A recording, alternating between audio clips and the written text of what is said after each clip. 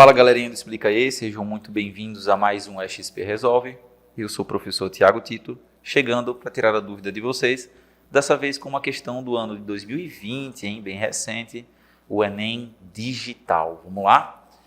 Os fundamentos da meteorologia tropical, como mostrou o Richard Grove, foram estabelecidos durante o grande El Niño de 1990-91, que, além de levar seca e a fome, a Madras e a Bengala, desmantelou a agricultura em várias colônias caribenhas da Inglaterra. Pela primeira vez, medições meteorológicas simultâneas, milhares de milhas distantes entre si, sugeriram, na verdade, que aquelas condições de tempo extremo talvez estivessem associadas em todos os trópicos.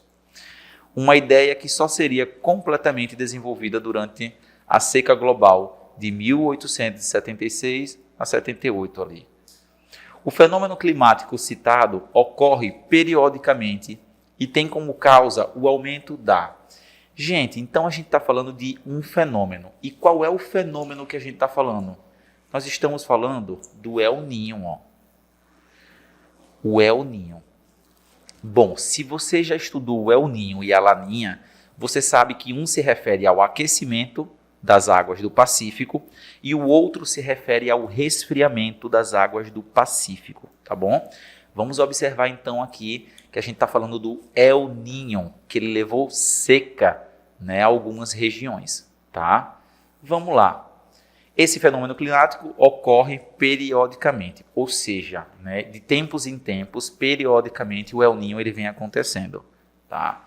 E ele tem como causa, alternativa A atuação da massa equatorial continental? Não, gente.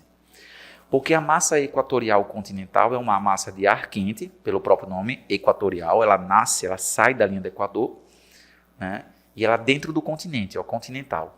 Mas a massa equatorial continental, ela atua o tempo todo, gente. Se ela atua o tempo todo, o El Niño não seria periodicamente. Se fosse ela que causasse o El Niño, não seria periódico, de tempos em tempos. Tá bom? Seria constante o El Niño. B. Velocidade dos ventos do hemisfério sul. Também não.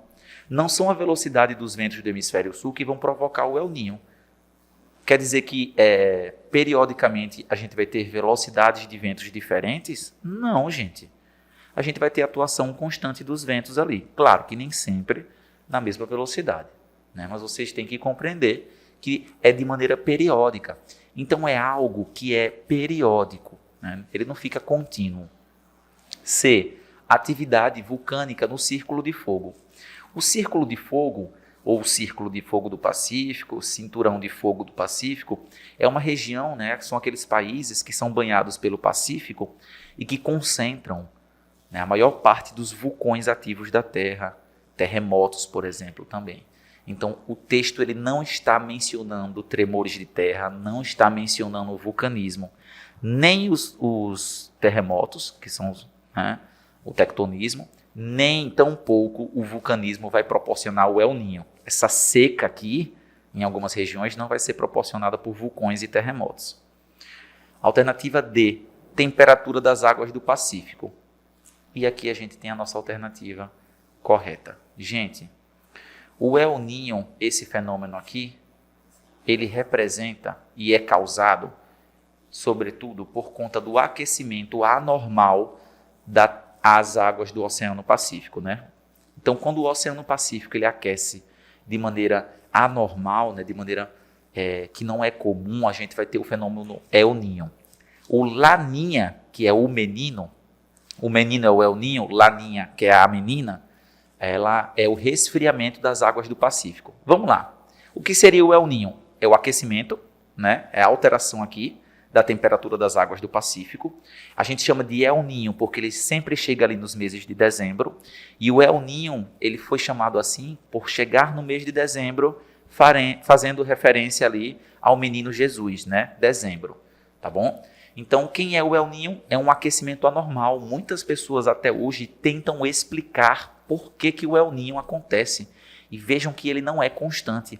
O El Niño ele tem a capacidade de causar seca, em algumas regiões do nosso planeta. Ele altera o clima global. algumas regiões do planeta passam a ter secas intensas, né? Falta de umidade, falta de chuvas.